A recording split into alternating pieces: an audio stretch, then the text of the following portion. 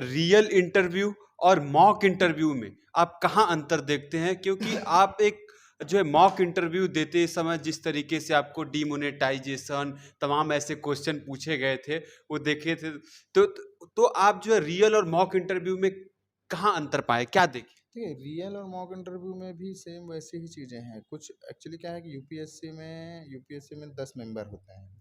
तो 10 मेंबर का अपना अलग बोर्ड होता है सबका। मेंबर हर मेंबर हर बोर्ड का चेयरमैन होता है, ठीक। और उसके साथ बाकी जितने लोग रहते हैं, एकदम गोल चेयर होगा पूरा। आपको एक साइड बैठाया जाएगा, सामने आपके मेंबर हेड होंगे जो मेन होते हैं, इंटरव्यू लेते हैं। उनके आसपास बहुत सारे ऑफिसर्स, चीफ सेक्रेटरी, प्रोफेसर्स, ये सब भी बैठे रहते हैं। बट उनके बारे में मतलब हम लोग को नहीं पता होता। हम लोग को सिर्फ मेंबर के बारे में पता होता है कि हाँ, ये मेंबर हैं और ये कैसा इंटरव्यू लेते हैं। तो मेरा इंटरव्यू हुआ था अजीत शंकर राव भोसले सर के बोर्ड में। ये रिटायर्ड ब्रिगेडियर थे। अच्छा। हम्म। तो उस समय वो यूपीएससी के मेंबर हुआ करते थे। वो एकदम रिलैक्स करके क्वेश्चन पूछते हैं, एकदम रिलैक्स करके कि आप एकदम, अब जब ये जब मॉक इंटरव्यू के बारे में बात नहीं, ये करें? मैं अच्छा। अपने ओरिजिनल अच्छा, इंटरव्यू के रियल। बारे में बात कर रहा हूँ। रियल इंटरव्यू, मॉक इंटरव्यू तो जिस तरह से हुआ था, इससे वो इंटरव्यू बहुत अलग होता है। अच्छा। उस तरह की फैसिलिटेट करने की कोशिश की जाती है। जैसे दृष्टि कोचिंग के मैंने जितने भी मॉक इंटरव्यू देखे, वो यूपीएससी से लगभग मिलते रहते हैं। अच्छा। तो वो इंटरव्यू उनका भी तरीका काफ़ी अच्छा है। हम्म। बट हर आदमी एक माइंडसेट में होता है। उस यूपीएससी के उस समय हमें यही लगता है कि बस ये मेंबर ही हमारे सब कुछ है, माँ बाप हैं, किसी तरह से हमारा सिलेक्शन हो जाए जी। बस। बट वो क्वेश्चन देखिए, इंटरव्यू कभी भी इस बेस पे नहीं होता कि आपकी जानकारी कितनी है। हम्म। आपके अंदर कितना ज्ञान था, यूपीएससी आपके मेन से जान चुका था, हम्म। तभी आपको सेलेक्ट किया इतने क्रीम लोगों में। अगर 1000 लोगों का इंटरव्यू, 1000 लोगों को सेलेक्ट करना है, तो 3000 लोगों को बुलाती है। तो वो इतना उसको समझ में आ जाता है कि हाँ, मैंने क्रीम लड़कों को बुलाया है। जिनका नहीं सिलेक्शन होता वो भी अपना सौभाग्य समझे कि आप वहाँ तक पहुँचे। जब मैं यूपीएससी के अंदर घुसा था पहली बार, तो मुझे याद है कि दूसरे नंबर पे मेरा इंटरव्यू था। पहले नंबर पे जिसका हुआ था जिस बोर्ड में, उसका भी सिलेक्शन हुआ था और मेरा भी।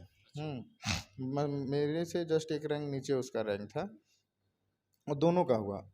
और जब मैं मेंस दे रहा था तो मेरे आगे एक लड़की थी, उसका भी सिलेक्शन हुआ, इंडियन पोस्टल सर्विस में है वो इंग्लिश मीडियम की थी, मैं हिंदी मीडियम का। लेकिन दोनों का सिलेक्शन हुआ लास्ट तक, हाँ। अच्छा। लेकिन इंटरव्यू मुझे याद है कि 39 टू 40 मिनट, 43 मिनट का मेरा इंटरव्यू था, अच्छा। मैंने जहाँ तक देखा था। और जब मुझे याद है आज भी कि मतलब मुझसे क्वेश्चन ये किया गया था कि अगर आपको जौनपुर का डीएम बना दिया जाए 2 सालों के लिए, तो आप 3 फेज में बताइए कि आप कौन सा काम करेंगे जी। सबसे ज़्यादा प्रायोरिटी पे। तो मैंने उनको बताया कि एकदम सिंपल सा एक बात बताया। मैंने कहा सर कि पहली बात तो जौनपुर में सेक्स रेशियो बहुत ज़्यादा है, 1021 है। उसमें मुझे ये फैक्ट याद था। अच्छा। तो मैंने पहला ये कहा बोला था कि महिला सशक्तिकरण। तो उन्होंने कहा महिला सशक्तिकरण क्यों? तो मैंने कहा कि सर यहाँ पे सेक्स रेशियो ये है, और एजुकेशन, वुमेन एजुकेशन जो रेट है वो 57% है, और जबकि पुरुषों का 79% है। जी। तो अगर हम महिलाओं को सशक्त करेंगे तो आधी जो हमारी जनसंख्या जौनपुर की है वो अपने आप ही आगे बढ़ना शुरू हो जी। जाएगी।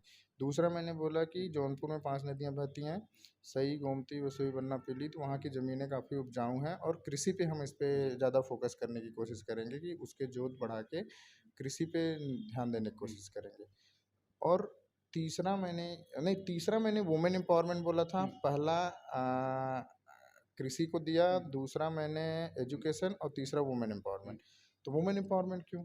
तो मैंने वुमेन एम्पावरमेंट के जब ये सेक्स रेशियो का बताया कि 1021 है, जो पूरे उत्तर प्रदेश में सबसे ज़्यादा आजमगढ़ का है, और दूसरे नंबर पे जौनपुर का है।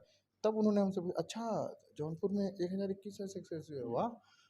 तो उन्होंने उस पॉइंट को मतलब लिया। फिर उन्होंने हमसे बोला कि आप आईएएस हो गए। अच्छा। हम्म। तो मैंने कुछ रिस्पॉन्ड नहीं किया उस जी। पे।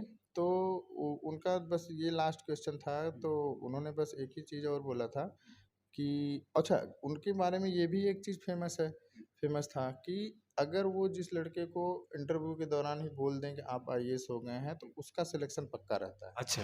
तो मैं शाम को एक दोस्त के पास गया, उन्होंने भी 4 इंटरव्यू दिया था, तो अभी वो पीसीएस ही सिलेक्टेड हैं। तो उन्होंने हमसे यही पूछे कि कौन से बोर्ड में था, तो मैंने कहा कि अजीत शंकर राव भोसले सर के बोर्ड में था। तो उन्होंने कहा कि तुमसे ये क्वेश्चन किए थे? मैंने कहा हाँ। कहें फिर तुम्हारा सिलेक्शन पक्का है। अच्छा। हाँ, और जब हमारा रिजल्ट आया, रिजल्ट जब जब मुझे याद है कि 7 मार्च 2018 को मेरा इंटरव्यू था और 27 अप्रैल को रिजल्ट आया था, 27 अप्रैल 2018 को। तो जब मैं इंटरव्यूज़ के बाद रिजल्ट भी जब आया, तो जब मेरा सिलेक्शन हो गया, तो उन्होंने ही हमको फ़ोन करके फिर बधाई दी। हम 6 लड़के थे, जो 6 के 6 का ग्रुप था, 6 के 6 हिंदी मीडियम के, और सभी इंटरव्यू दिए थे उस बार। और जब मेरा रिजल्ट आया तो सिर्फ मेरा ही हुआ, उन पाँचों का नहीं हुआ। अच्छा। हुँ, तो ये भी एक अलग उस तरह से थी थ्योरी, जबकि वो 5 के 5 मैं जो 3-3 4-4 इंटरव्यू दे चुके हैं, मैं पहला इंटरव्यू दे रहा था और मेरा पहले में ही सिलेक्शन हो गया। तो कहीं न कहीं वो हमसे नॉलेजेबल ज़्यादा थे अच्छा। और मैं उनसे ही सब कुछ सीखता था, उन्हीं सब में। और किस टाइप की, जैसे इंटरव्यू में क्या-क्या देखे गए और क्या-क्या पूछे गए थे? जैसे इंटरव्यू कुछ में और भी बहुत सारे क्वेश्चन पूछे गए। इसके अलावा एक और क्वेश्चन पूछा गया था हमसे कि अगर बुंदेलखंड को उत्तर प्रदेश से अलग कर दिया जाए, तो आप अलग राज्य बना दिया जाए, तो आप इसमें कितना सहमत हैं? अच्छा। और दूसरा ये पूछे थे अगर इसे मध्य प्रदेश में मिला दिया जाए तो आपको क्या लगेगा? तो मैंने बस एक सवाल एक एक क्वेश्चन किया कि मैंने कहा सर, स्वतंत्रता के बाद से अगर बुंदेलखंड में यूपी है, यूपी में बुंदेलखंड है, तो हम एमपी में अगर मिलाएंगे तो क्या गारंटी है कि एमपी राज्य बुंदेलखंड का इतना सपोर्ट करेगा, जबकि अपने यूपी में ही रह के अभी भी बुंदेलखंड उत्तर प्रदेश का सबसे पिछड़ा इलाका रहा है। ठीक। दूसरा मैंने ये कहा कि अगर हम बुंदेलखंड को अलग राज्य बना देते हैं, तो जिस तरह से तेलंगाना को अलग किया गया आंध्र प्रदेश से, उसकी एक नई राजधानी बन रही है। उस नई राजधानी को हर राजधानी से जोड़ा जाएगा। केंद्र सरकार इंसेंटिव देगी, ग्रांट्स पे करेगी, और उस राज्य को भी अलग से अलग करने के लिए कुछ बजट का हिस्सा दिया जाएगा, और उसकी राजधानी जो बनेगी उसे हर देश की राजधानी से जोड़ा जाएगा, तो एक इंफ्रास्ट्रक्चर डेवलपमेंट शुरू हो जाएगा। रोड बनेंगे, सारी चीज़ें बनेंगी, और एम्प्लॉयमेंट भी मिलेगा इससे लोगों को, जो अभी तक बुंदेलखंड में नहीं हो पाया है। कम से कम ये समस्या तो सुलझेगी। उसके अलावा वहाँ पे सिंचाई के साधन जिस तरीके से नहीं है, उस पे उसकी सरकार काम करना शुरू करेगी, तो एम्प्लॉयमेंट मिलेगा। मुझे नहीं लगता कि बुंदेलखंड को इससे ज़्यादा विकास करने के लिए एक अलग राज्य बनाने के अलावा कोई और ऑप्शन है। लेकिन इसे किसी और राज्य में मिला दिया जाए, तो स्वतंत्रता के 75 सालों में अगर उसे संतुष्टिपूर्ण विकास नहीं दिया गया, तो कोई गारंटी नहीं है किसी दूसरे प्रदेश में मिलाने से उसके होगी। तो मैंने वही चीज़ फिर मैंने स्मार्ट सिटी का बोला कि उसकी राजधानी स्मार्ट सिटी प्रोजेक्ट के तहत विकसित किया जा रहा है। तो बुंदेलखंड इतना भी बड़ा नहीं है कि मतलब एक राज्य के राजधानी के विकसित होने से वो विकास न पाए, सब कुछ मिलेगा उसको। तो इसका जवाब मैंने बहुत प्रोफेशनली, और मुझे ये भी याद है इसका जवाब मुझे क्लास 11th 10th में पता था। अच्छा। तो और कैसे पता था पता है? 2009-10 के 2009-10 के आसपास उस समय बीएसपी की सरकार थी उत्तर प्रदेश में, ठीक?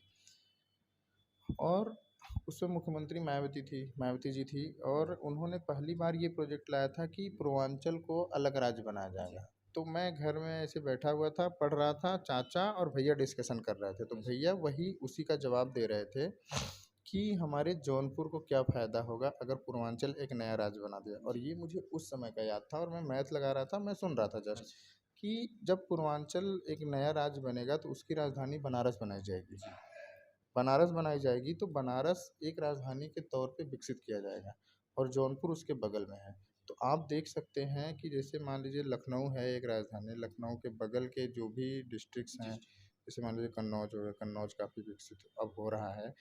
तो एक राजधानी को विकसित करने के साथ साथ अलग अलग जो आस-पास के ज़िले हैं, वहाँ के लोग उसी राजधानी में जाके एम्प्लॉयमेंट्स लेके सारी चीज़ें उनको मिलेंगी, और उन्हें फैसिलिटेशन भी रहेगा कि वो अपने घर से भी ज़्यादा दूर नहीं है।